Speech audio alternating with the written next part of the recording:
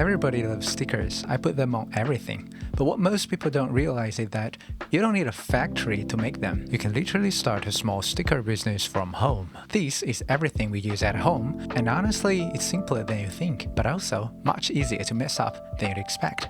This is what we are making today, a cute, original, waterproof sticker set, from start to finish. Hi, this is Waikwan and Nachan from Mini Home Factory. We are a creative couple based in Kyoto running a small handmade business using all kinds of tools and machines. And on this channel, we share our real-life experiences and honest tool reviews. The process is actually pretty simple. You draw, print, laminate, cut, and pack. Let's go step by step.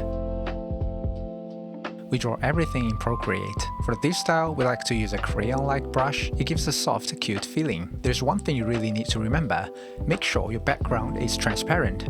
You'll see why in a second. Since we're using Silhouette Cameo 5 for cutting, next we import the PNG into Silhouette Studio. Because the background of the image we exported is transparent, the software can detect the shape automatically. Using this method, you can avoid wasting time drawing cut lines manually. From here, we add an offset for the white border, as much or as little as you'd like. One quick tip. Sharp edges can be a little difficult to cut and tend to tear during cutting. To avoid that, we can manually smooth the cut line or enable functions like overcut. We won't go too deep into that today. Parameters and settings will have their own dedicated video. When you're satisfied with the cut line, it's time to duplicate the design. But before that, let's enable the registration mark. These marks are used by the cutting machine to know exactly where your paper is, so you can cut precisely. When duplicating designs, you will need to avoid the grayed out area, leaving enough space for the machine to detect the mark. Now you're ready to print. To be honest, your first few prints will probably look worse than you'd expect. Colors might be off, the brightness might be too low, it just won't be perfect. We usually use glossy photo paper too and print at the highest quality. We also like to turn up the brightness and contrast. But these settings are for our specific printer, the Canon G3390. There are millions of different printers and different types of papers. You just have to test different settings yourself. Then comes lamination. A lot of beginners skip this, but it's actually very important. We use these waterproof sticker paper. At first, we didn't laminate it because, it says it's waterproof on its own. So we thought, what's the point of lamination? Then we took them to an outdoor handmade market. After a day in the sun, they faded really badly. Lamination helps protect against the sunlight.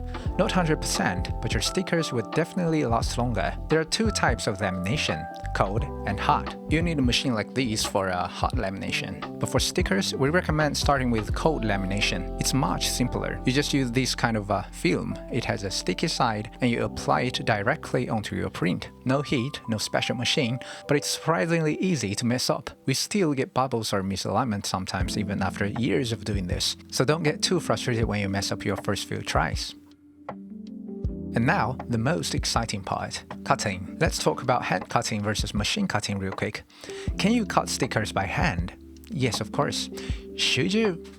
Well, probably not. At least not if you want consistency. And more importantly, it just takes way too much time. Hand cutting is fine if you're just making a few. Or for little square stickers like this, it's very easy to cut. You just cut straight lines. But if you want to do this long term, a cutting machine can make a huge difference.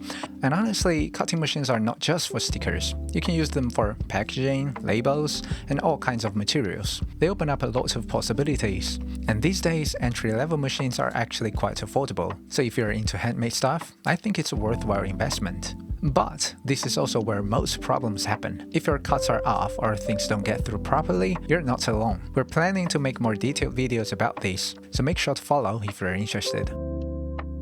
Finally, we package everything into sticker sets. And this is the moment when it starts to feel like a real product. Good packaging design can make a big difference in how people see your work. And honestly, it can boost your sales more than you might expect. A simple change in the design of the package can double the sale. It's our real-life experience.